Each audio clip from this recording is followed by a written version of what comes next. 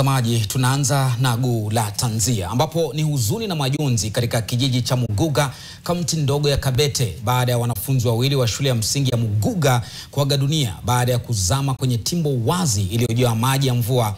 Inaarifiwa kwamba wanafunzi hao waliokuwa katika harakati za kuadhimisha siku ya mazingira nchini ni msichana mwenye umri wa miaka 16 na mvulana wa umri wa miaka 14, wote walikuwa darasa la 9. Mtazamaji, taarifa imeandaliwa na Silva Kathoni na kutiwa sauti na Frida Mwaka.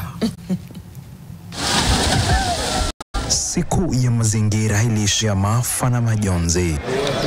Katika bwawa hili juhudi za uokoaji zimefanyika baada ya taarifa kwamba wanafunzi hao wawili walikuwa wamezama.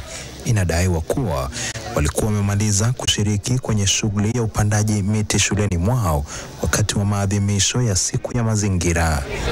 Tuko na huzuni kwa sababu tulikuwa tumewaombea ndio waweze kufanya mtihani, lakini sasa hawatafanya. Wazazi tuangalie watoto sana, kwa sababu watoto walikuwa wameenda katika shughuli ya kupanda miti, lakini wakaamua kuja kuogelea katika hiki dimbwi.